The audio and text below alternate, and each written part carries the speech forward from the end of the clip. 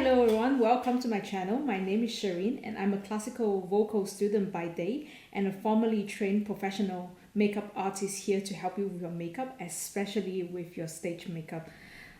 Today I'm presenting you my 101 series again, and this time we're talking about foundations. So foundation is very essential for a beautiful and long-lasting finish on makeup. So today I'll be talking about the types of foundation, how to apply foundation, and some foundation hacks on your foundation, that what you can do with your foundation. I'll start with talking about the types of foundation. So the first one, which is the most commonly known one, is the liquid foundation. So it is the most commonly available foundation in the market, and liquid foundation comes with different types of formulation that's suitable for different skin type. So for example, if you have an oily skin, you might want to consider a matte or an oil control foundation. So if you have dry skin, you can find something which is more creamy and which is formulated for normal to dry skin and so forth. So what I would advise is that do study your skin type really thoroughly and find a suitable foundation for your skin. And the second one would be a cream foundation. So cream foundation is suitable for dry to mature skin. It usually comes with high coverage and thicker texture compared to liquid foundation. It may not be so suitable for people with oily skin. However, it's suitable for photo shoots, for stage makeup, but still I would discourage people who have oily to extreme oily skin not to consider cream foundation. And the next one is a stick foundation. Stick foundation come in the stick as its name. So it provides high to ultra coverage. Stick foundation is very commonly used in film and theater industry, because this industry, you have to be presented in the camera and with lots of lighting. So that's why you need an extra thick makeup for stage, because the lights will just simply wash you away. So stick foundation is especially suitable for performers, or for anyone has to be on camera most of the time. So contrary to normal belief that stick foundation is not suitable for oily skin, I have to detest that, because I went to a makeup store. Sorry, I cannot remember where it is. I do found a stick foundation that's really suitable for oily skin because it has a drier formulation. So it just doesn't go well with my skin because I have a dry to dehydrated skin. But there are stick foundations that's formulated for oily skin. So whip foundation. Whip foundation is actually liquid foundation given an extra whip, like a whipped cream. So it creates this kind of mousse-like texture. It is very suitable for all kinds of skin type. However, it doesn't give you a lot of coverage as a liquid foundation or the other foundations that I have mentioned. It is extremely suitable for daily use. That per se is not suitable for stage makeup or photography makeup. And powder foundation. There are a few types of powder foundation, such as two-way cake, loose powder, and compact powder. I'll start to talk about two-way cake. So two-way cake, it's a foundation, a powder foundation that can be used both wet or dry. How to use it wet? You just spray some water on the powder puff, and just go around the powder and then apply it on your skin. So with the wet form of two-way cake, it gives you more coverage compared to using it dry. The dry form of two-way cake can be used to retouch your foundation or your makeup, and it is also very suitable as a daily foundation for oily skin. So I'll now talk about loose powder. So loose powder I usually use to set after liquid foundation, cream concealer, cream blusher, cream contouring, and cream highlighting.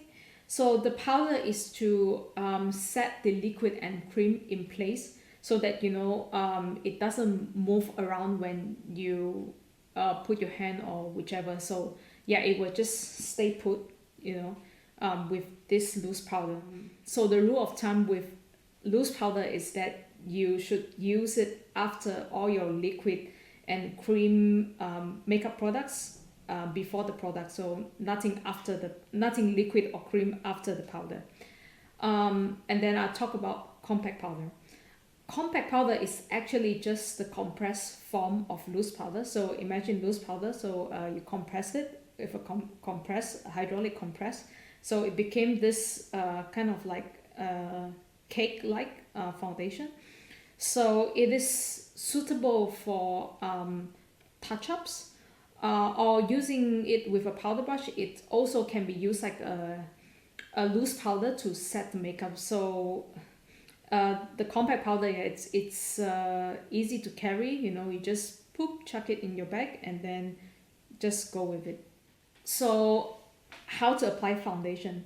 So today I will demonstrate how to apply foundation with foundation brush, beauty blender, and a makeup sponge. So before starting to apply your foundation, make sure your skin is well prepped. Otherwise, your foundation won't be long lasting and it won't have a nice finish. So I will put the link here. If you are interested on learning how to prep your skin, I previously made a 101 video, my first 101 series on how to prep your skin. Okay, so I already removed my foundation off camera just to demonstrate to you how to apply foundation. So I will start with a foundation buffing brush. So I bought it in a beauty supply store. Sorry, I don't have the brand. There's no brand to it. I just randomly went to a beauty supply store and I got it from the beauty supply store. So I will show you how to apply foundation with this brush using my Saint Laurent foundation. So it has a wand like this. So I just go ahead and just kind of draw it here. So do spread the foundation equally on your face. Then, so make sure I get it every corner. So I take my brush. Ideally you work from inside of your face to outside. So I'll start from here, nose. So make sure you don't miss the inside corner of the nose. So just doing this little circle motion.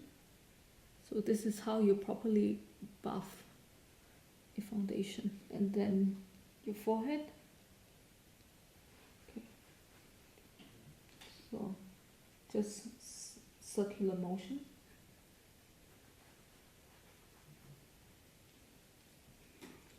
Okay, again I would check if I miss any corner. Okay, just flip my nose like this to just make sure I buff it in. And don't miss your hairline, just lightly pull it into your hairline.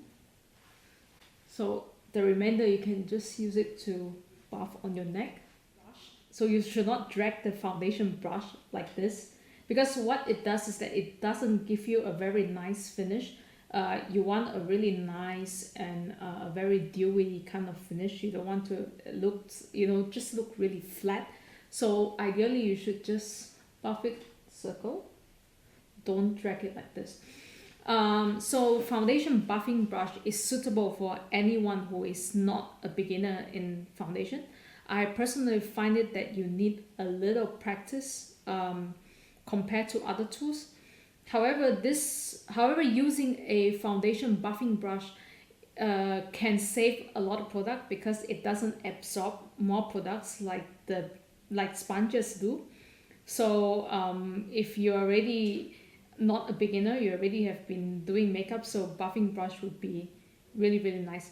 And so the next tool I will cover is beauty blender. So for beauty blender, always wet it before use. So I already wet it here. So why do you wet it is to prevent the sponge to absorb more product than it should be. So I use my Maybelline Fit Me foundation, color 120. So I palm it on my finger, just blot it. So I blot it a bit wider so that I can blend the foundation evenly. So how do you use a beauty blender properly? As opposed at its name, blender, it actually doesn't work if you blend it.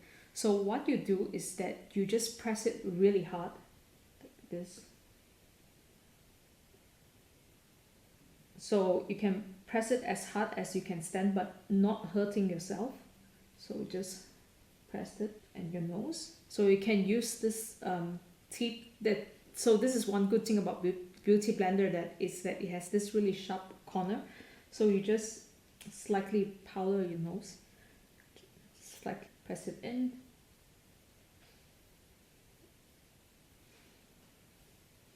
Okay, as usual, don't miss your hairline and any tip of your skin. And so I would just hold the blender a little bit slanted so it can just fit my under eye, and just a little bit on the neck. So the benefits of a beauty blender is that it's very, very suitable if you are a beginner in makeup. All you need to do is just press it in. It's a no-brainer. So I would recommend beauty blender if you are an ultimate beginner when it comes to makeup. However, compared to foundation brush, it does absorb more foundation, so you would have to put a little bit more than usual if you are using a beauty blender compared to brush. So with brush you just need very little, but you need extra if you are using a sponge. So the last two I'm going to talk about is makeup sponges. So this is how a makeup sponge looks like. Sorry, it's a bit dirty. I usually use this quite a lot. So it's the same as beauty blender. You need to wet it for optimal result. It needs to be wet to optimize the result, and it is also to prevent the sponge take up more of your foundation. I already wet it in here, and then I take my Inglot AMC foundation. I would do this a little bit different. I just take like this flat foundation brush to kind of just brush through it.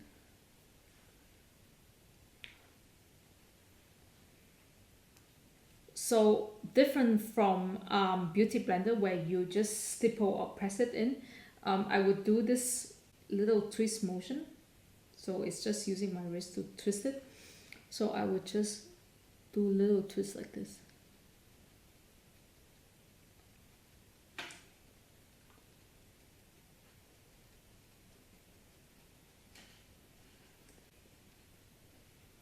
So for the nose, I would just pull it a little bit, and so make sure that the corners are covered, and then the eyes, under the eyes, and the side of the nose.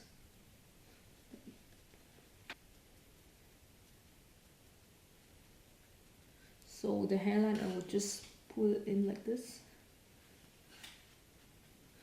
and then a bit on the neck. So beauty sponge is a very, very old school method. I use it when I first studied makeup, which is 9 years ago. You won't see it nowadays, as beauty blender has pretty much take over the makeup sponge. So the good thing about makeup sponge is that it has many surface, as you can see. So 1, 2, 3, 4, 5, and so you can use it for different tasks like cream contouring, cream highlights, to dab and buff the liquid blusher. Also to clean up extra products, or for example, like the powder from the eyeshadow fell off from your eyes. So you can use this to clean it up very easily. Makeup artists back then actually do use this sponge to blend their eyeshadow, but you don't need it anymore nowadays because you have a really good blending brush, which back then you don't have. It's a very multi-purpose tool that it's very much forgotten nowadays. So like foundation brush, it needs a little bit of practice compared to Beauty Blender, I would say it's compared to Beauty Blender, I would say even a little bit more practice compared to a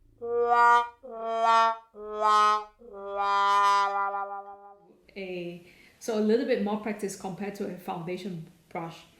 But once if you master using this little thing here, it's a very good tool for makeup as it is very multi-purpose. You can use it pretty much for many things. So the very last step of a liquid foundation is to put some powder on your face. So if you have a dry skin to dehydrated skin, you might not need it, and you especially don't need it if it is winter season. So just to show you, I'm having my Sephora Beauty Amplifier Loose Powder. So when you finish your makeup, just I would usually use a puff like this, but you can go ahead with a powder brush. So I would just dab and just dab it like this.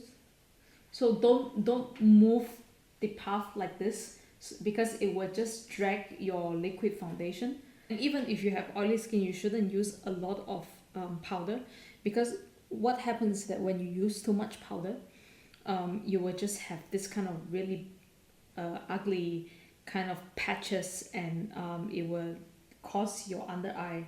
You will see like a fine line under your eyes. So do not use it too much, just slightly to set it, and just like this, and then you're good to go. Okay, so the last thing I'll talk about is foundation hacks. Foundation is much more than you think. So there are many ways you can use a foundation to suit your skin or to suit your needs. So you can actually mix your foundation. Yes, you heard me. I do perform a lot, so I do need a high coverage or a very thick foundation. But I actually don't have something which is really super thick or super high coverage. Even with my Inglot AMC, it's okay. So it's really good for small place, not too many lights, not too much of a big space. So if it is a bigger space, I might need even a more high coverage foundation. So what I would do is just to create my own high coverage foundation. So I would take my Inglot AMC. So I would pump it on a flat surface like this. So as you can see, I already pump it here. And then I would take a little spatula, and I take my NARS pot concealer. So I just scoop it very tiny bit. So just like this, and then I would just stick it in here, and then I would use a flat foundation brush like this to mix it. You can do it at the back of your hand as well, but I prefer with something, a palette or a small little bowl. It's because if you put it the back on your hand, the back of your hand, the skin from the back of your hand will just absorb some of your foundation. So I just use like this, and then I would just gently stroke it like this. So I just demonstrate here. And I use my makeup sponge just to blend it.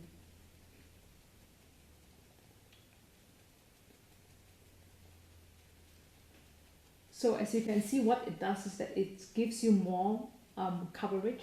If you have a very good skin, you can even skip concealer. And besides mixing it with a pot concealer or a camouflage, I will also sometimes put in this Inglot Duraline. So it's a very good little silicone based liquid to create a waterproof finish on my foundation. And also take something like Illuminator primer. So NYX come out with this as a primer, but you can also mix it into foundation to create that really nice shiny and glowy kind of look.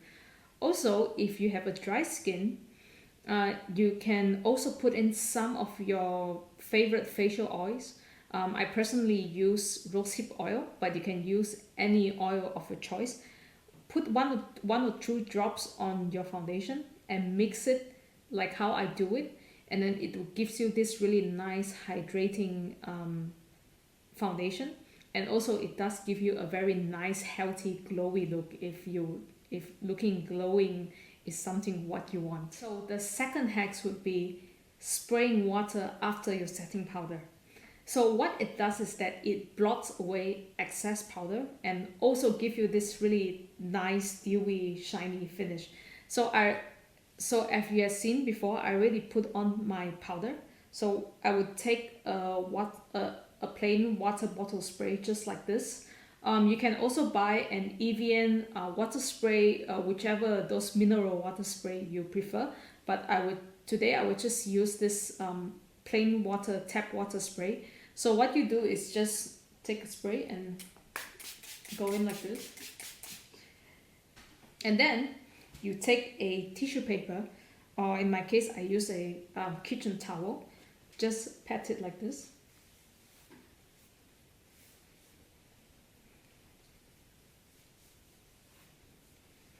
So my nose. And then you're done. Or you can just spray it like this and then leave it, and then it will actually give it a very nice finish. So the last one is spraying water into your foundation buffing brush. So what I will do is take a buffing brush like this and then spray some water in like this, and then buff it on my foundation. So I use a little bit of the remainder to just show you. So I just dab it here and then take my foundation buffing brush, with which I already sprayed the water on, to just buff it like this.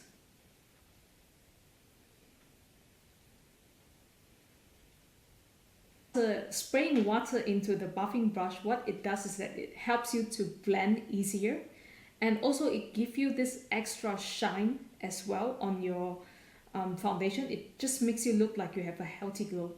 I know it's ridiculous. So this, I have to credit this beauty store owner where I bought this brush. He's the one that teach me how to spray water on this brush and buff your foundation. And in the beginning I was like, what, this cannot be it. How does it work? But so he does buff some foundation on my face, and I really see the difference with spraying water on the brush. It does make the foundation looks so nice, you know, like it's very well buffed, well blend, and in the end it gives you this really nice and very healthy kind of glow. So that's it for my 101 series on foundation. So if you find this video educational and you learn something on this video, please like my video and maybe share it to your friends. And also, if you would like to receive the updates on my video posting, do subscribe my channel, and there will be more to come on 101 series on how to do your makeup, and also other makeup videos, and also storytelling on opera and makeup. So I hope you have a nice day and you enjoy this video. I see you next. Bye.